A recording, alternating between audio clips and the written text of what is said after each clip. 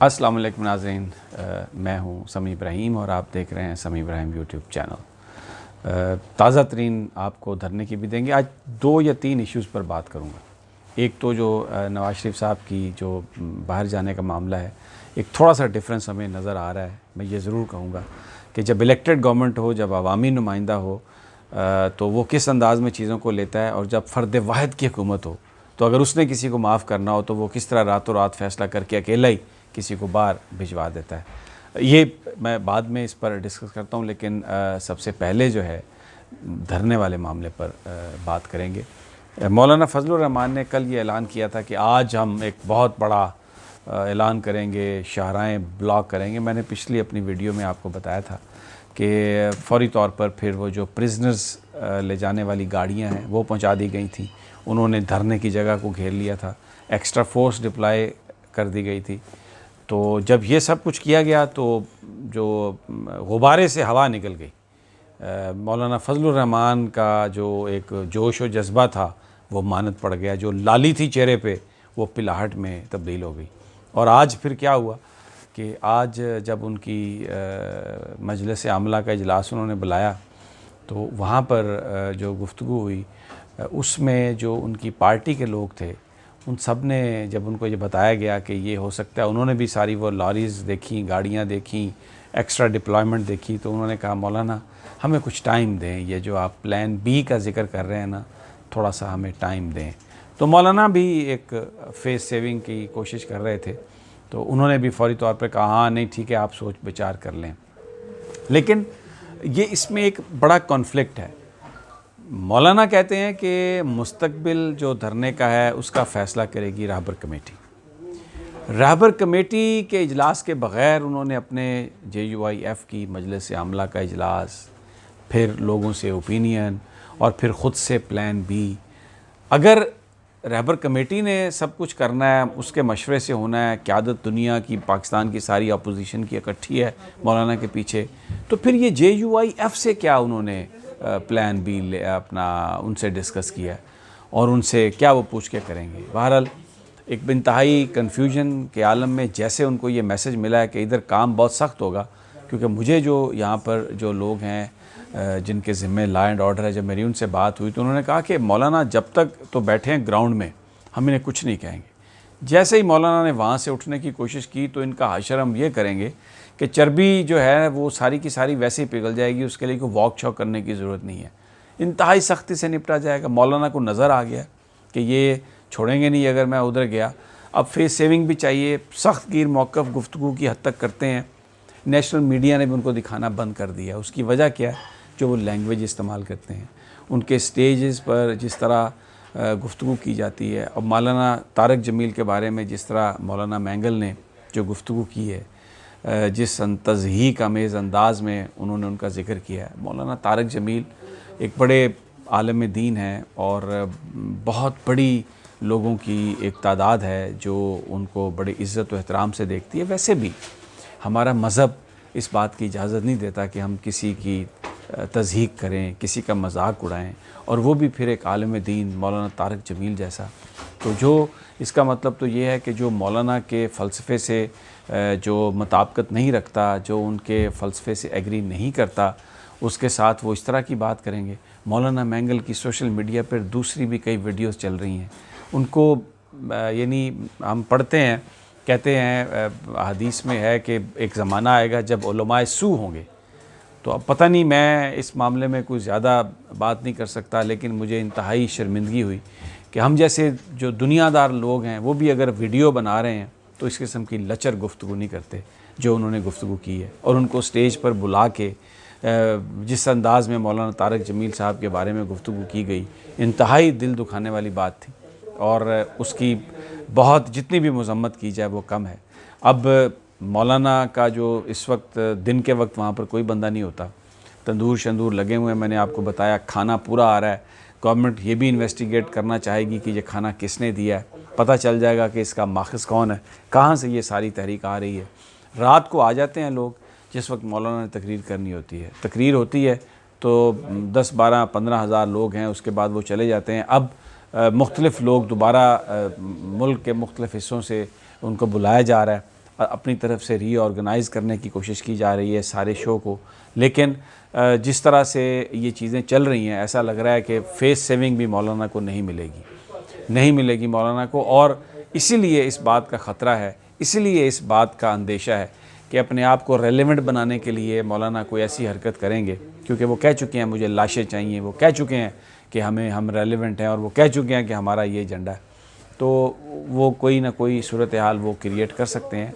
लेकिन जो धरने में जो लोग हैं वो डेडिकेटेड या तो उनके तालिब इल्म हैं या वो फ़ारिग तहसील स्टूडेंट्स हैं मदरसों के। आम आदमी जो है वो इसके बावजूद के इंतहाई बुरे हालात हैं, महंगाई है, मिस गवर्नेंस है, लेकिन वो इस धरने में शरीक नहीं है, वो नहीं आया, अपोजिशन के पीछे नहीं आया। बड़ी जो सियासी जमातें हैं वो भी एक्सपोज हुई हैं, पीपल्स पार्टी, नून लीग, वो भी लोगों को बाहर खींचने में, निकालने में नाकाम रही हैं। उसकी वजह यह है कि लोग ज़रूर तंग हैं गवर्नेंस के बाज़ इशूज़ से, लेकिन इमरान खान वज़ीर-ए-आज़म पाकिस्तान की जो पर्सनल क्रेडिबिलिटी है वो अभी तक इंटैक्ट है, और लोग इन सियासी जमातों को या इन कायदीन को इमरान खान का मुतबादल नहीं समझते। अब मैं जो नवाज़ शरीफ साहब का मसला है उसमें भी आपको अपडेट दे देता हूँ क्योंकि मैं अपनी वीडियोस में ज़िक्र मैंने किया है कि अदालत उनको इजाज़त दे सकती है। गवर्नमेंट के पास वन टाइम वेवर है, लेकिन जो अदालती फ़ैसला है उसके मुताबिक 8 हफ़्ते के बाद ये ज़मानत ख़त्म हो जाएगी। तो फिर अदालत ने लिखा है कि वो हुकूमत से रिजू कर सकते हैं, लेकिन क्योंकि कॉन्विक्ट हैं और ये मुल्क से बाहर जाने का मामला है, उस ऑर्डर में कहीं पे भी बाहर जाने का मामला डिस्कस नहीं किया गया, इसलिए ज़मानत में एक्सटेंशन हो सकती है, लेकिन बाहर जाने के मामले के लिए बहुत सारे लोग ये समझते हैं लीगल कि अभी भी जो इस्लामाबाद हाई कोर्ट है उसकी इजाज़त की ज़रूरत होगी। अब एक इशू ये है कि क्या उनको किसी ज़मानत के बग़ैर बाहर जाने दिया जाए। आज नैब ने कहा है कि वो प्ली बारगेन कर लें अगर उन्होंने बाहर जाना है।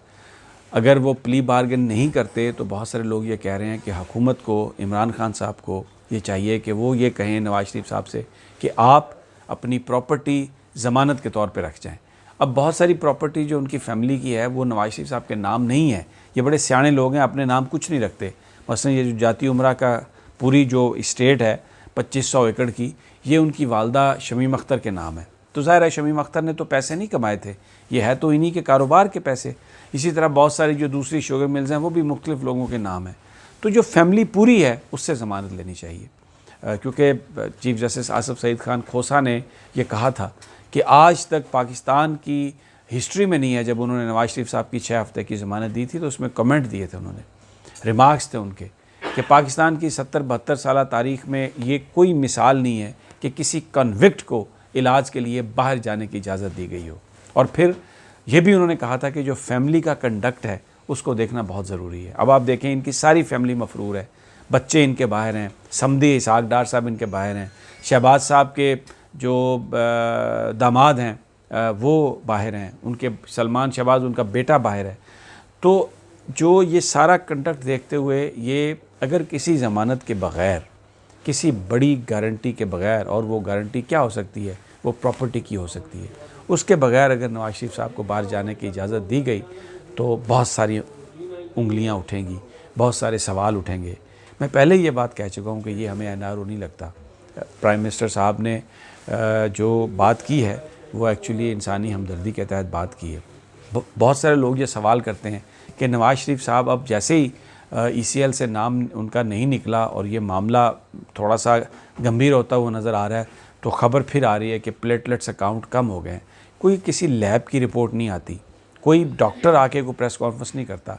एक उनका ज़ाती मौलेज है जो कार्डियोलॉजिस्ट भी नहीं है, सिंपल एक डॉक्टर है, डॉक्टर अदनान, वो एक ट्वीट कर देता है और मरियम औरंगज़ेब साहबा कहती हैं कि बस हालात बहुत ख़तरनाक हैं और अगर बाहर जाने की इजाज़त नहीं दी गई, अगर वो फ्लाई नहीं करे तो अल्लाह ना करे उनका कहीं दम ही ना निकल जाए। भाई अगर वो इतने बीमार हैं तो उनको अब ये फ़ैसला करना चाहिए उनके ख़ानदान को भी कि नवाज़ शरीफ साहब उनको ज़्यादा प्यारे हैं या दौलत।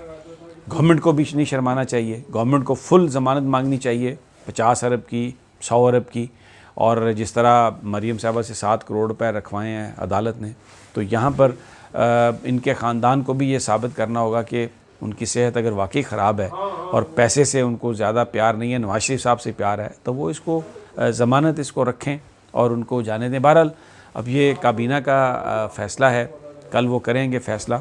वन टाइम वेवर एडमिनिस्ट्रेशन के पास है। ऐसा लग रहा है कि नवाज शरीफ साहब का जो मामला है उसको कोई भी किसी तरीके से भी उस पर कोई रिस्क लेने के लिए या इसका बोझ अपने ऊपर लेने के लिए तैयार नहीं है। अब ये जो इस्लामाबाद हाई कोर्ट ने कहा है कि प्रोविंशियल गवर्नमेंट से 8 हफ्ते के बाद रिज्यू कर सकता है नवाज शरीफ या मुलज़म, तो वो प्रोविंशियल गवर्नमेंट तो है नहीं यहाँ पर। इस्लामाबाद की जो हाई कोर्ट है वो किसी सूबे के कोर्ट के मुताहत नहीं है, तो ये फेडरल टेरिटरी है। तो फिर अगर हम ये अज्यूम कर लें तो दरख्वास्त जाएगी चीफ़ कमिश्नर के पास उनकी 8 हफ्ते के बाद, अगर उन्होंने एक्सटेंड करानी है तो फिर चीफ़ कमिश्नर जो हैं वो लॉ मिनिस्ट्री को भेजेंगे, लॉ मिनिस्ट्री एक समरी बना के प्राइम मिनिस्टर को भेजेगी और प्राइम मिनिस्टर फिर रिकमेंड करेंगे प्रेसिडेंट को आर्टिकल 45 के तहत। तो वहाँ पर फिर सज़ा को माफ़ करने का इख्तियार है। सदर पाकिस्तान के पास ये कोई इख्तियार नहीं कि वो कहें कि चलो जी आप दोबारा अदालत में जाएं। तो ये अदालत ने भी जो फ़ैसला किया है वो बॉल जो है वो वज़ीर आज़म इमरान खान की गवर्नमेंट के कोर्ट में डाल दी है। तो ये इस मसले को बड़ा इंटेलिजेंटली हैंडल करना होगा, क्योंकि इस पर जो इमरान खान साहब की जो गवर्नमेंट है उसकी स्टेक है, उनका जो बयानिया है वो एट स्टेक है, क्योंकि उन्होंने कहा कि मैं किसी ताकतवर आदमी को रियायत नहीं दूंगा। तो फिर नवाज शरीफ साहब एक बहुत ताकतवर आदमी है, अगर वो किसी ज़मानत के बगैर चले जाते हैं और वापस नहीं आते तो इसका सारे का सारा जो इसकी ज़िम्मेदारी है वो इमरान खान साहब के ऊपर आएगी, उनकी काबीना के ऊपर आएगी और ये पॉलिटिकली उनके लिए बहुत फेटल होगी। अब एक और ज़िक्र, ये तो सियासी मामलात हैं, एक थोड़ा सा और ज़िक्र कर लेता हूँ कि जो आवाम के मसाइल हैं उनके हल के लिए प्राइम मिनिस्टर ने एक पोर्टल सिस्टम निकाला था, जिसमें उस पोर्टल पे कोई बंदा भी जाके तो दरख्वास्त दे सकता है, कंप्लेंट कर सकता है, जिस पर फिर वज़ीर आज़म के ऑफ़िस में लोग जो अफसर हैं वो उसको देखते हैं और उसके मामले में अहकामात जारी करते हैं। पिछले कुछ महीनों से उसके हवाले से बातचीत सही, उसके हवाले से रिस्पांस ठीक नहीं था, लोगों को शिकायत थी। तो अब प्राइम मिनिस्टर ने एक बड़ा कदम उठाया, हर वजारत में कमेटी कायम की है 5 मेंबर और 20 ग्रेड का जो ऑफिसर है वो इस कमेटी का हेड होगा और उससे रेलेवेंट जो भी कंप्लेंट्स होंगी उसको मॉनिटर किया जाएगा। जो अच्छा काम करेगा उस हवाले से उसका भी रिकॉर्ड होगा, जो बुरा काम करेगा उसका भी रिकॉर्ड होगा और उसकी बुनियाद पर रिवार्ड भी दिए जाएंगे और सज़ाएँ भी दी जाएंगी। एक अच्छा कदम प्राइम मिनिस्टर का उसकी इस सिमत में जा रहे हैं जिसमें लोगों के मसाइल हल हों। नाज़रीन, मेरा ये चैनल आप सब्सक्राइब कर लें और ये जो बेल आइकन है इसको दबा दें, तो जैसे ही मेरी नई वीडियो आएगी, अपलोड होगी, आपको उसकी इंटीमेशन हो जाएगी।